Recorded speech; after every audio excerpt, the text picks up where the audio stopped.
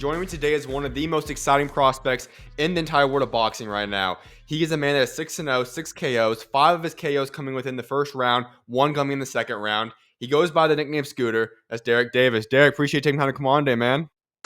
Appreciate you for having me, man. Thank you.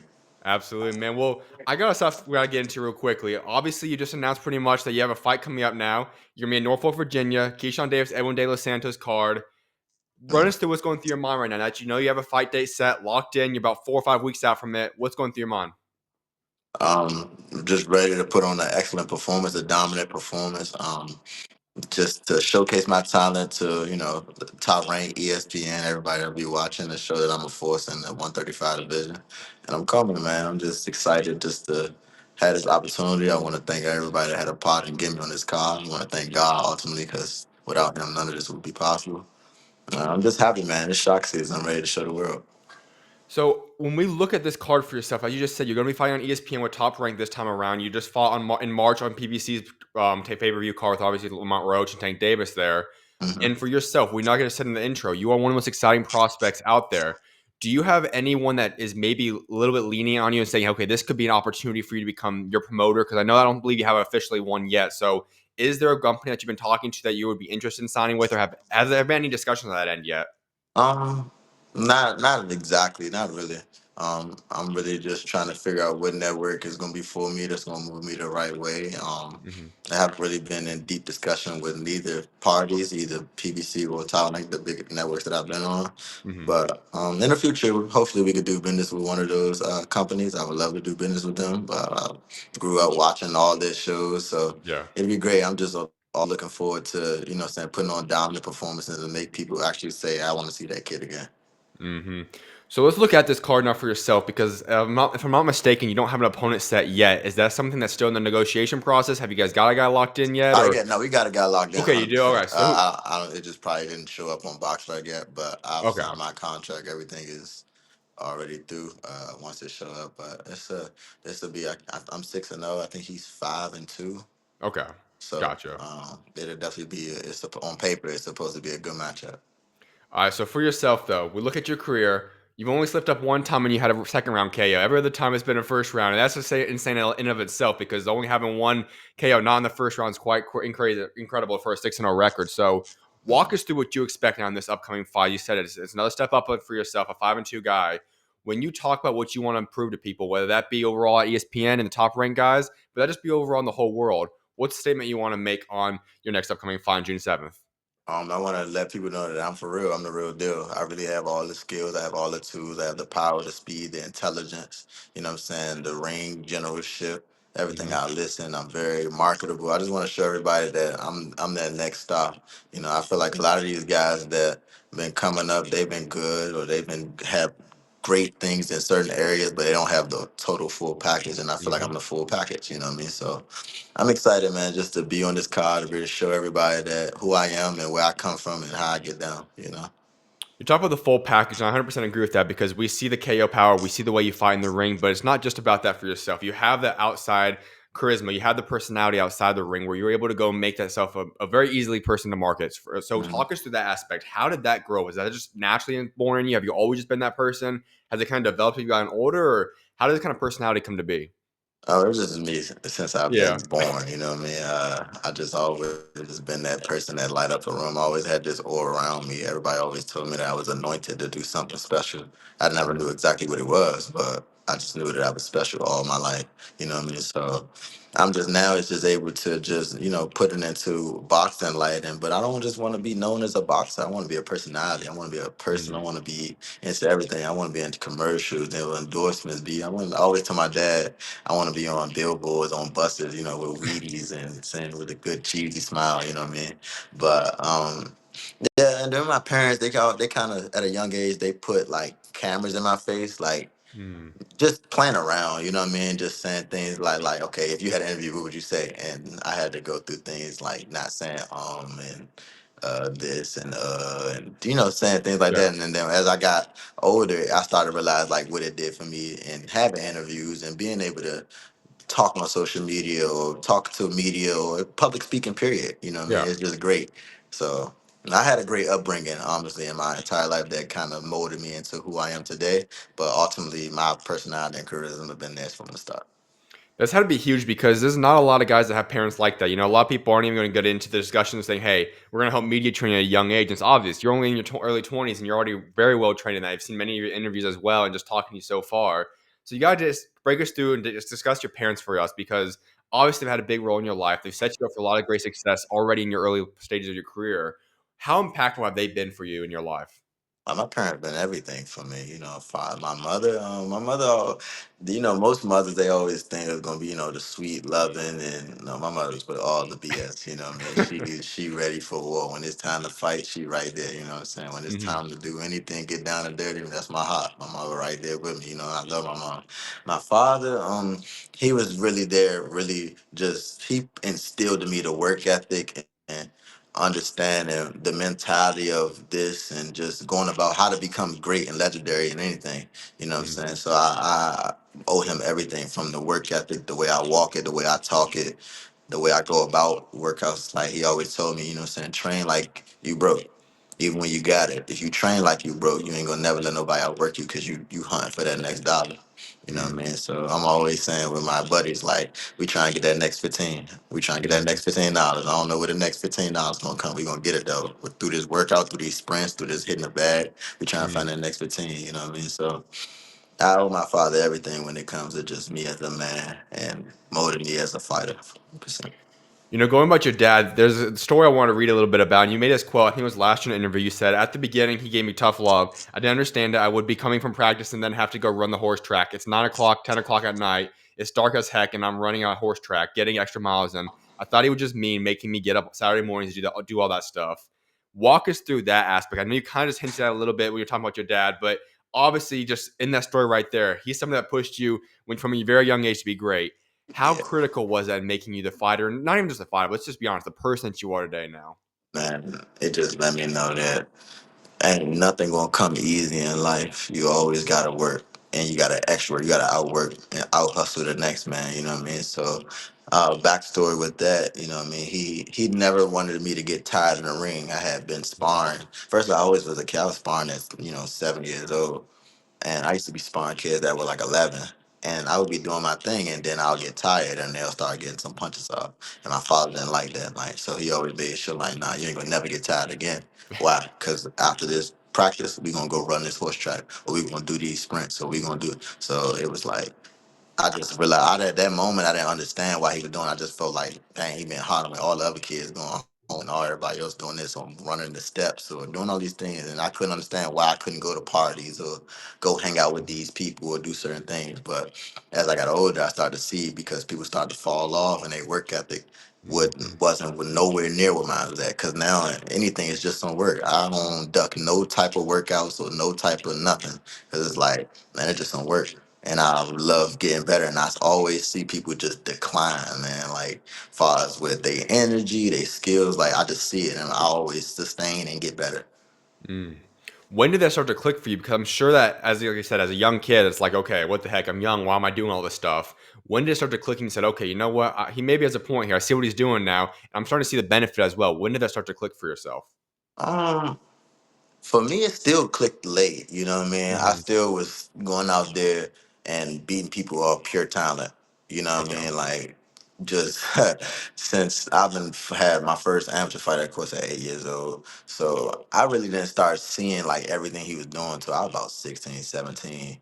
I Okay. was just going out there and beating everybody off talent because I just knew I was just that good, and I always put work in, so I was never worried about, oh yeah, he ain't the work or getting tired. But then like believing that I was the best and the things that he done instilled in me made me who I am and made me it's the reason why I'm better than these people. It didn't click Hmm. until I got about 16, 17, and I started realizing that, like, oh, I'm beating up pros. Like, I've been sparring pros, since I was like 14, Hmm. and I'm beating up established pros or doing certain things with professional, boxers.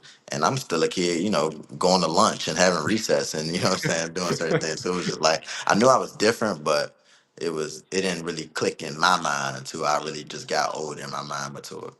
Has boxing always been the sport that you knew this was what you were destined for? Or when did that start to click for yourself? Yeah, okay, that's when for him to again, my dad. Dad, man. All right. I wanted to play football, man. I was a great football player. I started boxing because I was really good in football, and he wanted to Mm, keep me in shape. Like my father always was that person. Like if you're gonna do something, you're gonna be the best at it. So mm, he put me in boxing to be better in football, and it ended up being I was special in boxing. mm. And basically, he saw that this was gonna be the route. Like he felt like football, I ain't gonna say it would be a tougher route, but it's just more people. He realized that I had to rely on people and rely on certain variables and the football world to go in my favor for me to, excel. But Yeah. in boxing, it was all on me. It was all about the work we put in and what I had to do. And it was like he knows me and I know myself. I would never let myself down. Hmm. If I'm that type of person where the shot clock going down, like nah, give me the ball, Yeah. cause I'm not letting y'all say oh we lost because such and such did this. No, if we lose, I'm good with saying I took the shot or I was the person that did it, cause my fate gonna be in my hands every time, and I'm never gonna let myself down. That's the crazy thing about boxing because obviously growing up, I played basketball, and so that's obviously a team sport. But the cool thing about boxing is that it's different than that. Mhm. Obviously, it's cool it is a team sport, but sometimes losses are not always going to come on your own self. In boxing, though, all the glory is going to come to you when you win, but also all the shame, all the people criticism is going to come on you as well. How have you learned to embrace that component? Because I'm sure there's obviously ups and downs with that being the case for yourself. How do you embrace it where it's 100% your responsibility, regardless of what happens in that ring? Um, Again, like I said, I'm used to all the pressure being on me. Okay. I want all the pressure on me. So don't nobody else fight for me. So if I Hmm. lose a fight, I'm gonna put it on me because I didn't do this. It wasn't because somebody didn't tell me this or the ref did this. Like, no, I was fighting. You could have did something better, or you could have did this. So the pressure don't get to me though. I mean, I'm from Washington D.C. Man. It's Hmm. a crabs in a barrel type of mindset. You know what I'm saying? To Yeah. to get to this point right here, I had to beat out a lot of fighters in the city just to get some recognition. So it's always smoke everywhere I look at. You know what I'm saying? Everywhere I was at, it's always competition. It was always I had to fight the best of best just to be recognized. So I ain't worried about no little bit of pressure about no fans because they gonna love and hate you. So Fair as long enough. as the people that what I'm saying that I live with and the people my immediate family like my mother, my father, my sisters, my grandparents, as long as they cool and they happy with it, they know I put in all the work and the effort. I'm good. I don't need all that extra stuff, man. For real. At what point then did you start to see yourself as a boxer going forward? Because I'm sure, like you said, it was kind of your dad kind of helping you. At first, it was a football transition, but when did you say, okay, you know what? I am special at this sport. This is what I want to do for the rest of my life. When did that happen for yourself? Yeah, but I was about 14. I was about Okay. 14 and I started, just committing my life to boxing, started doing, strength and conditioning trainings and doing certain things, always going to the gym, 6 days out of the week. And I just was beating up people, but it was different. Like now I'm stopping people now, or I'm Hmm. buzzing people, I'm hurting people. And then again, like I said, 14, I was fighting pros. I was getting in there sparring pros. So it was like y'all are in your well 20s or whatever, and y'all can't do nothing with me at 14. Oh, wait till I get y'all age. I'm gonna show y'all something. You know what I mean? So Hmm. it was really that, and always just knew that I was gonna be something. I knew I always was destined to be somewhere. Everybody was supposed to put their attention on me and look at me. And now I realize boxing is the only time when I'm in the ring, man. Nobody can ever say Scooter had a boring fight That's a fact. ever. I'm Hmm. always excited. I'm always have that don't blink type of mentality. Don't, and I'm not even going in there for the knockout all the time. It's just that's just how it comes. I'm just an exciting fighter, man. Like honestly, just the way I like to fight, the things I do. I'm explosive, man. People just love to see me fight. When you talk about being 14 years old going against adults, I just want to kind of go a little bit deeper in that because that's not something that everybody can talk about there. What was Mhm, that like? Because like you said, you're in middle school, high school years right there, and you're going up against adults. mhm. What was that like? Um, Coach Barry Hunter, man, he always had a certain belief in, us as saying the youth, far as the ones that he really was hands on with, Hmm. that our skills was just way more developed than the average 14-year-old. We were fighting like pros, but we were still in the amateur circuit.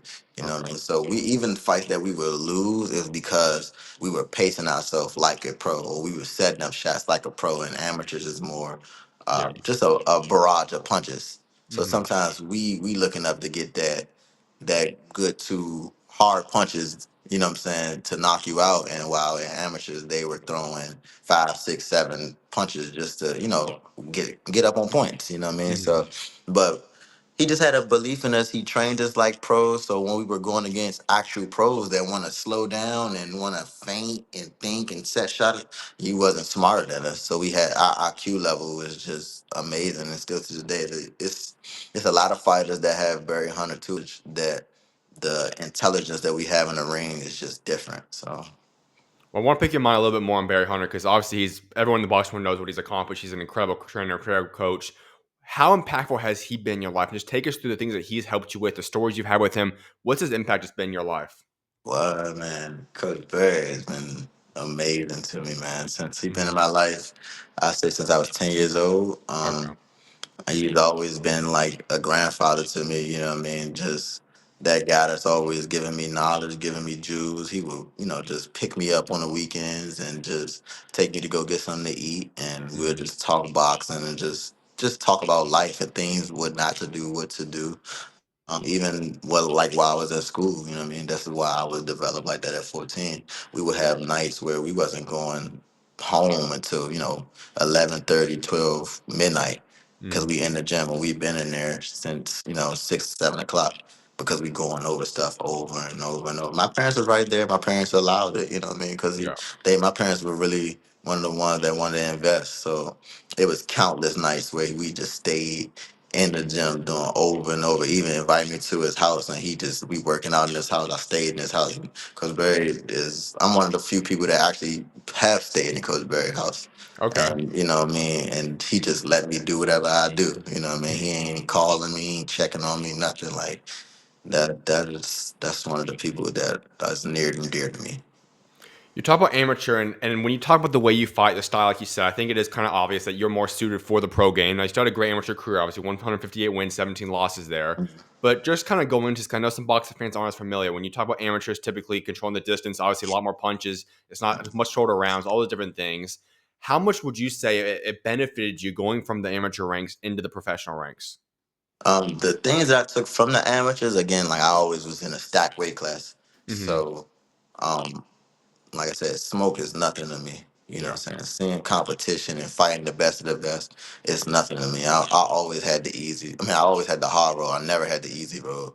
As far as if I won the national title, I had to fight 5 times, while other fighters were fighting one, two, maybe 3 times. I always had to fight 5 times, and it was the ranked number 2 kid, number 1 kid, number 3, and I always had to face them. So it was Hmm. just normal. I got used to just fighting good people all the time, and then it was just like, wait, the number 1 guy can't do nothing with me. Okay, I done smoked him. Okay, the number 3 guy can't do nothing. Oh, I done smoked him. Like it's like, oh yeah, I see what's going on. Like yeah, and then jumping to the pro game. I always been fighting like a pro. It was just now. It was more so going back to the basics. You know, what I'm saying back to defense, back to the fundamentals, making sure your fundamentals are sharp, not making mistakes or fighting with your heart, always fighting with your mind. And again, now it's just like I ain't tripping on nobody that I'm in the ring with. I done been in there with the best of the best. Fair enough. Well, let's hop into this now because when you turn 18, there's a story I heard you say on another podcast before about Tank Davis. And I know you guys have become pretty darn good close with each other. Hmm. When you were 18, though, you stepped in the ring and you sparred with him. That Hmm. had to be quite the thing because we're talking about prime Tank Davis, obviously still in his prime, but a prime, one of the faces of this era of boxing, and you're an 18-year-old guy just going in there in the sparring with him. What was that like? Amazing, man. Let me know that I'm one of them guys. He let me know I'm one of them guys. Not even All just right. me. He just let me know like I was on that level because Barry trusted me enough to say, "Yeah, it's your time, kiddo. Go ahead." And it was like, "Yeah, okay, cool." And then I have an admiration for the guy because I've been around him all my life and seeing Mhm. who he became and what he does. But it's like, okay, now I'm fighting against him. Now I'm testing my skills on, what Mhm. I'm saying, one of the faces of boxing. And it's like, okay, it's working, or the things I'm doing is working. And Mhm. then it let me know like when you get to that level, like, oh, they firing back now. Like you don't think that he just sat there and let me hit him, or nah. So he threw some stuff like that was heavy. And when I threw some stuff that was heavy back, it kind of like made him take that step back. Like he shook his head, like, "Oh yeah, like, oh Mhm. nah, he one of the ones, coach." Like, and from that point on, I feel like he always just had that, little brother type of mentality with me. Like he didn't even want to, like, he stopped even like wanting to spar hard with me. Like he Okay. wanted me to go against other people so he can teach me. He Sure. can Yeah. show me like do this or Nah, when you do it like this, and that's what happened. It wasn't about, okay, let's get in the ring. Like, nah, because he don't even want to. I think it's just more so of the love and care he had for me. He ain't even trying to hit me or do nothing like this. Like, nah, we gonna go against these other people like that, and it's like that. You know what I'm saying? Like, Mhm. I get to really, cheer for you. You get to cheer for me, and it's just I feel like I got the best of both worlds. You know what I mean? So it's great. Now It's we one thing. talked about the team component a little bit ago, and I think that's obviously the one thing about boxing. You still do, in a sense, have teams. What I mean by that is kind of the support system around you. You have guys you're learning from, you have guys that you work out with, and he's obviously one of those guys. Yeah. And you see it's so common when you talk about NFL, talk about NBA. Letting the young guys learn from the veterans. That's a huge component to those guys so they can get better. And so that's kind of been, in a sense, a role that I think Tank's played for you in your career now. How Yes. big is that when you have a guy that is a future Hall of Famer? He's a guy that's accomplished what he's accomplished in his career. You learning day in day out for the most part from a guy of that caliber. How big has that been just for your development as a person, as a player, and a fighter? It just let me know that again. I'm one of them guys. He let me know that I'm special because he done seen it on all levels and that I'm gonna be exactly where he is at. You know what I mean? As long as I stay focused and stay on the ground, don't let nothing distract me. Just learning what not to do, why certain fighters fall off at certain moments or the bad habits. He just give me insight on all the tricks of the trade of boxing. All Yeah. the people that try to, cut in or what they try to do here, or he just gives me a whole lot of insights, telling me what I don't need, what I do need, continue to do with this, and it's just a whole lot of information like that, man. I love that guy, man. I never go against him. He gave me opportunities that no other fighter has given me, even fighting on the last card right there, being unsigned and Yeah. being on a pay-per-view card. You know what I mean? It's for the world get exposed. I got millions of views on my page because he put me on that platform. You know what I Mhm. mean? It's just great. I've been on all access and stuff with him, uh, 2, 3 times. You know what I mean? Just it's a lot of stuff. Flew me to Florida and to be in his camp, and it's a lot of things that he just done for me, and he just opened my eyes into life. You know what I mean? That it's life outside of the DMV. A lot of people that's from the DMV or DC.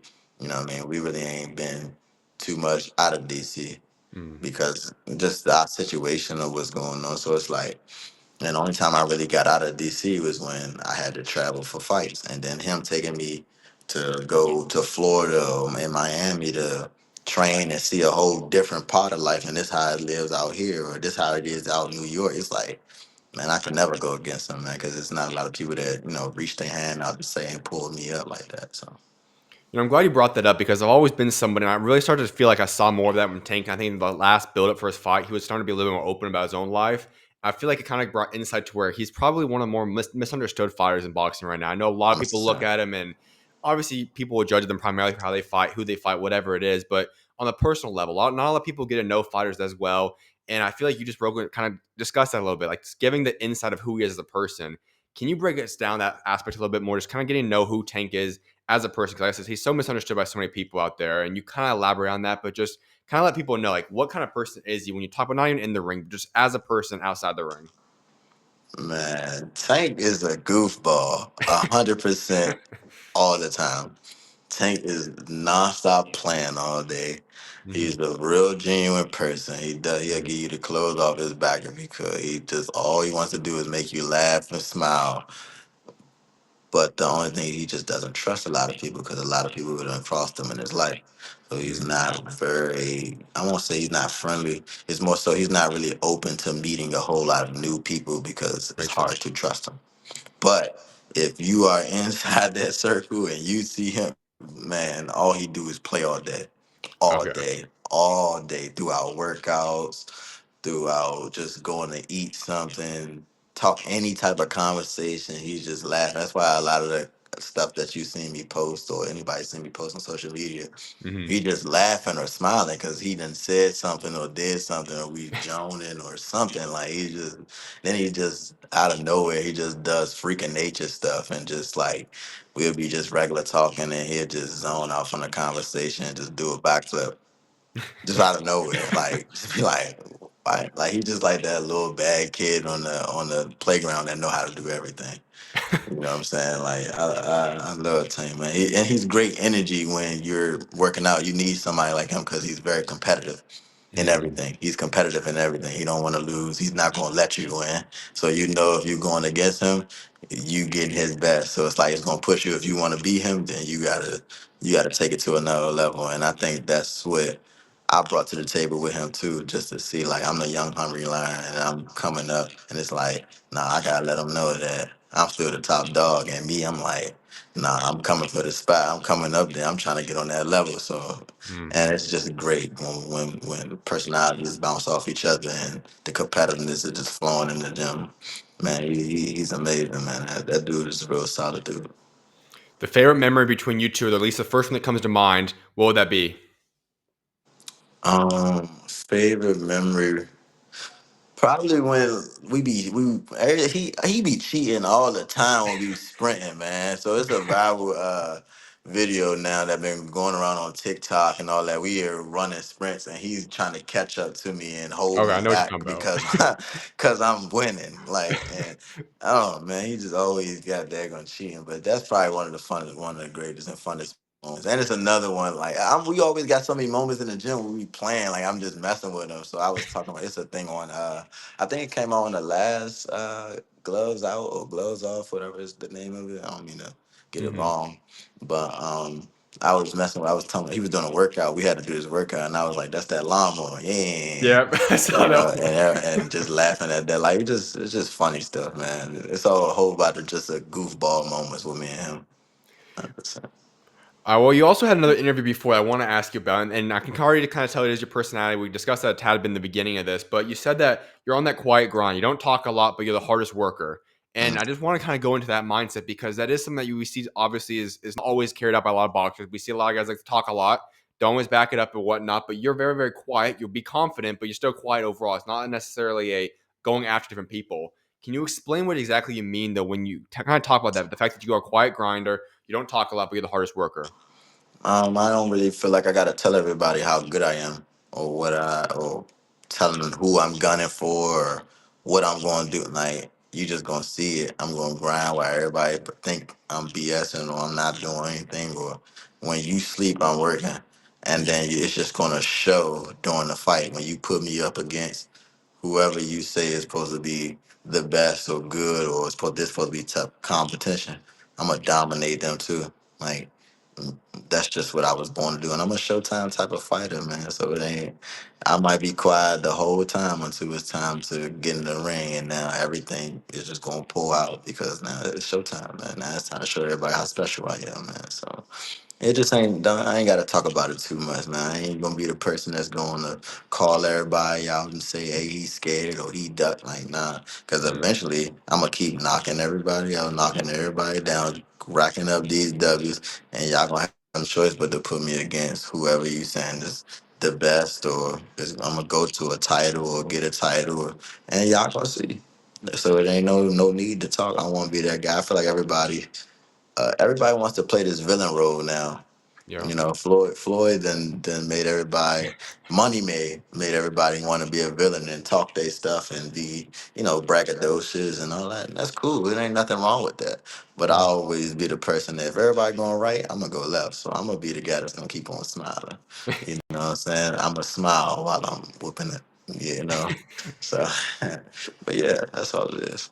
Now that flip does obviously switch to a certain extent when you get inside that ring because we already see you do the different interviews. You've obviously been smiling on here. You're very fun, kind of easygoing kind of a guy. And then you get in that ring and obviously you do damage. And obviously so far in your career it's been very, very quick damage. But take us through that mindset that kind of switches for yourself. When you step in that ring and you know it's go time, what Mhm. flips? I'm a killer. Mm. I'm a killer. That's just what it is. It's not even just when I get in the ring from the time, that fight week, I really become a killer, but I gotta mask it because I got a persona to build and, keep letting everybody know that, hey, I'm a nice guy. And hey, but when I'm off camera and I'm not around people, I'm a demon. They know what it is. All my people know what it is. They know how I get. So it's like everybody know, don't say nothing to Mr. Shock right now. He ain't in the mode to talk. Cause in my mind, if I lose this, if I don't perform, I'm going back broke and I ain't got time to go back broke. I ain't never been broke again. You know what I'm saying? All this is for my family. Everything is for me. I'm the last person in my father's bloodline as far as a boy, a man. So the Mhm. David legacy on my back. So I gotta make something happen. I gotta do it. So I'm fighting with a whole lot on my heart, on my chest. So it's like, let's get it. And at the end of the day, when I get there, I'm a killer, like I said. And it ain't a lot of people that's willing to die for it. I'm willing to die for 100%. You know what I'm saying? And I know you ain't willing to go that far. And if you is, cool. We just gonna be rumbling. And I Mhm. just know I'm better. That's You what it being only is. 22 years old, you've got a very, very bright future for yourself. What is it that you have set for yourself now? Because I know you're still young. Like I said, 22 years old, 6-0 already. Where do you see yourself 12 to 18 months from now? What do you want to accomplish? What do you want to get done? What's the outline? How many fights? Like, what do you see yourself in 12 to 18 months? I want to get as many fights as possible. I want to keep fighting on major networks. Getting the exposure. I don't really know. Only God got everything else. I don't know what's gonna be exactly planned or what accolades I'm gonna get or titles or whatever. I really don't even worry about that. I just know when my time comes, my time is gonna come. You know what I'm saying? So I'm just happy to keep on knocking these heads and keep building this exposure, having everybody saying who is Mr. Shock or what is Shock season and all that. Like I love that. I love the build up and the journey of this. I'm not rushing the process. I'm not trying to be the fastest or the youngest champion. I just know when I get there, I ain't coming off the sticks. Just like Mhm. when you play your cousin in Madden or whatever. Like once I get on the joystick, man, I ain't giving these back up. I got the dice. You know what I'm saying? So just happy. All right, so you did talk about Mr. Shark, and I got to ask you about that. What's the story behind that? How did you get the name Mr. Shark? My favorite movie back in the day I used to play over was Finding Nemo. You know Okay. what I mean? So I always loved the part where Bruce the shark came out. And he just had that fear in him, you know what I'm saying? Dory and Marlin was scared of Bruce the shark, you know what I'm saying? So, and I was small when I was a kid. So I Mhm. always wanted people like to be fearful of me. Like I struck Sure. fear in people. And basically when I seen how he that switch flip when he smelled that blood. Like he was nice, they were talking about fish offering that food, but then he smelled that blood and he turned right into a killer. He said forget all that, like I need that, I'm going, what I'm saying, I'm going to go get that, and nothing in his way was going to stop him. What I'm Mhm. saying, until he ran into a bomb that he like it snapped him back with like, and that's pretty much like how I am. I created a persona for myself. Like I told you, I'm a killer. You know what I mean? So it's like Okay. ain't nothing gonna stop me from accomplishing what I got to do. Ain't nothing, not no girl, not no drugs, not no woman, not no nothing. Like Mhm. I'm here. Like y'all gonna see I'm the hardest worker. I got some of the best skills out here, what I'm saying? God bless me with God given ability. Yep. And I ain't gonna let up until I get everything I need and everything I want out of this sport. And that's what it is. The other thing is that you also have the nickname Scooter you go by, and that's obviously the name that most people call you. What's the story behind that one? I was gifted that before I was even born. You know what I'm All saying? I've been right. schooled out doing. Nobody even calls me my government name, Derek Davis. Yeah. People say it, but nobody calls me Derek. That's my father. Like, I've been schooled. My grandmother seen it on the T-shirt when my mom was pregnant with me, and she was like, "Oh, we gonna have a little scooter." And from then Okay. on, from that point on, I've been schooled. My parents never. When I say never, never called me my government name. Like, so it's be, I be feeling a little weird when people say it, like, oh snap, I forgot that's my name. Yeah, that's what I was actually going to say. Because I know in the intro I introduced you, and all. Like, there's not many people even out there. I think the only thing I saw actually say Derek was the box rank. Like that was the only thing I saw even out there. Everyone else just says Scooter. Yeah, I'm screwed. I kind of want that too. Like that's my one of my goals too. You know how like for tanks, just I won't say media day or just whatever the prompt is. It says Tank Davis. It's Yeah. like it didn't say Javante Davis. Like I wanted to be like, man, y'all know who that is. It's Scooter. Like I want to be one word name basis. Like if I say LeBron, you know who it is. If I say Facts. Kobe, you know who it is. You know what I'm saying? Yeah. Like I want you to be like Scooter, and everybody like, oh, that's that boxer. Like, you know what I'm saying? Exactly. Like, Yep. Yep. yeah, that's my goal, man.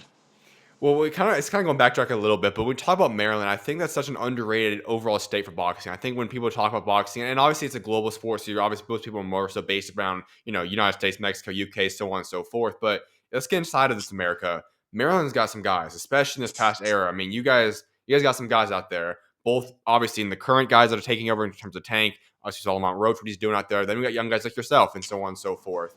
What is that area of boxing like, and how special is Maryland boxing?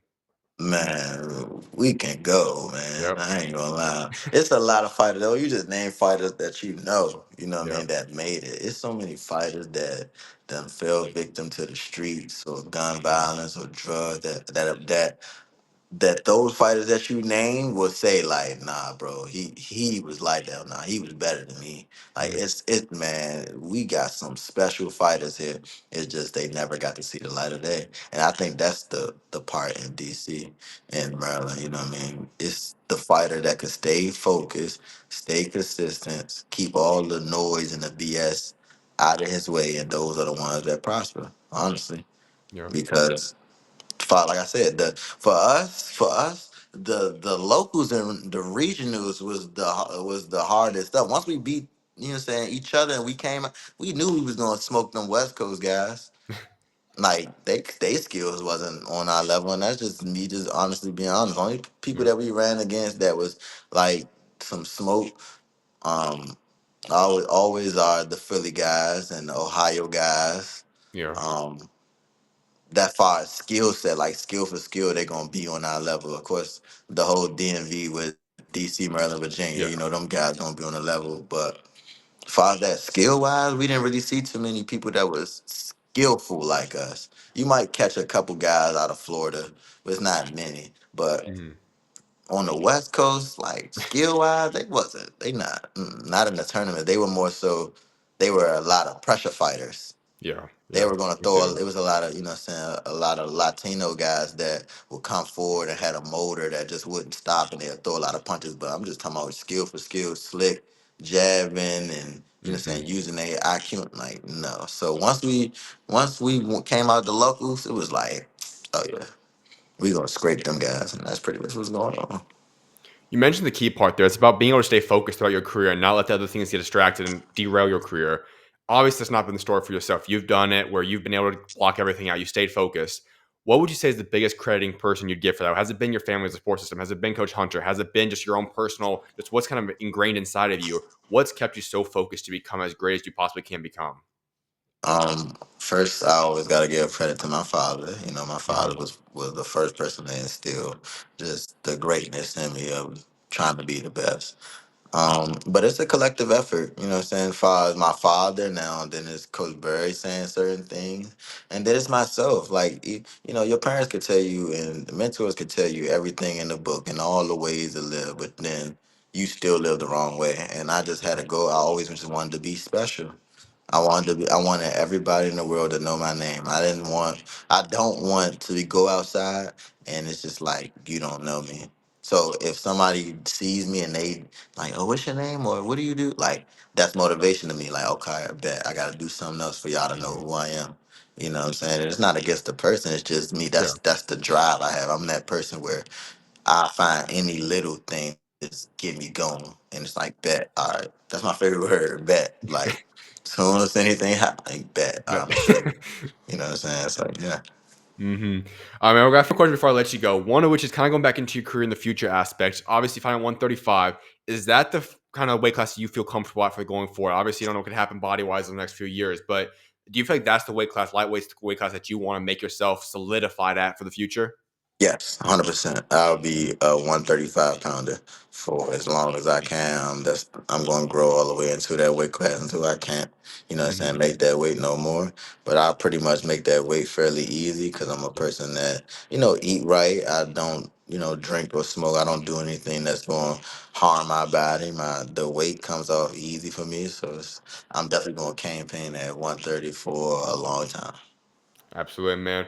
So I also want to get into just kind of go back into your upcoming fight because this is a fight card that's obviously great. We talked about that a little bit, but when you talk about the next fight after that, obviously we'll see what happens on June 7th. But we know that there could be a rematch between the Tank Lamont Roach fight. I don't know. That could be June. That could be July. We don't exactly know yet when that could happen. If it does, is that a possible time that we could see you on another fight card when that fight goes down and if it goes down? Absolutely, I would love to be on that card again. Hmm. Of course, so whenever that gets signed, still deliver, and they have a date, I'm definitely gonna reach out to, you know, the PBC people and Tank and see if they can, you know, what I'm saying, do something for me where I can get on that card. I just want to be on any card that's gonna give me publicity for what people gonna say. Who is that kid? Or I want to see that Hmm. kid again, and you know, what I mean, that's just my goal. I want it because now it's not going to be for long. It's not going to just be, oh, he was the undercard, then I was the opener, and then I was the second fight, and I'm the co-main event too. I'm Hmm. headlining my own fight. You know what I mean? Yep. I just want to be on events that's people going to be looking at, so they can see that how special I am. Because I'm a special fighter. I'm a special person. Agreed. Well, I got to ask you then, if that rematch does come to fruition, who do you have winning between Tank and Lamont Roach? That's a great fight, and then I didn't even get to mention that, man. Me and Lamont go back again because Lamont was the person. Um, he threw my first pro debut. He put me as the main event at my pro debut. Him and his father, you know what I mean. And then when he fought after he won his WBA title, his homecoming, he put me on that undercard back in DC. Mm, So I got real love for both of them guys, Tank and Lamont. You know what I mean. I feel like it's gonna be a great fight again. I wasn't surprised about the skill or none of that stuff that Lamont brought last time because mhm. again, I tell you, it's just a lot of fighters that the world don't know about in Maryland. But you know what I'm saying? We understand that how people can fight and the skill level that we're on. Um, May the best one man win. You know what I mean? Like that's really what I can say. Whoever's gonna be training the hardest, whoever's more locked in, whoever's more cerebral, Mhm. is going to do their thing. It's a lot of things that I know that Tank could have did more far as the things he told me after the fight or what he he got lost in rounds and certain things. So it's like if he make them changes, maybe we can see a different fight. Who knows? You know what I'm Yeah. saying? Only he can tell us or only he can show us. So it's gonna be Mhm. a great fight between two Maryland DC natives. I'm excited to see the fight. I feel like that people that and from the DMV area win regardless. Yeah. Because for me, it's like it's two people from my area on a headline and pay per view making millions of dollars, and they making a good look for the city. So now y'all gonna be more excited to see another Good young point. DC fighter or a young Maryland fighter come up, and it's Scooter Davis. Good point, man. Well, I got one final question for you, Scooter, and there's a question I was like wrapping up every interview with, and that's talking about your legacy. One day, boxing, you're gonna put it away, you're gonna move on to something else. When Mhm. that day happens, what is it you want people to remember Scooter Davis for? I want people to remember Scooter Davis as he was a pay per view attraction. He was never born in a ring. He always entertained everybody. He was always a great human being, Mm, like just a person. I love being around that guy. I want people to really miss me when I'm gone. You know what I mean? Just because of my humility, my charisma, my bravado, my style, my fashion. Um, I just want to be that person where it's like I put a real memorable mark on your brain. Like mm. Scooter, you go as soon as you hear the name Scooter, you gonna remember that name. You know, Absolutely, man. Well, Scooter, I appreciate taking time to come on, and man, I was blessed to get to know you and have you on here, man. And I'm looking forward to see what God's got in store for you on June 7th. for sure. Appreciate you for having me, man. Anytime you need me back, just let me know. Of course, you're always welcome on, man. God bless you, brother. God bless.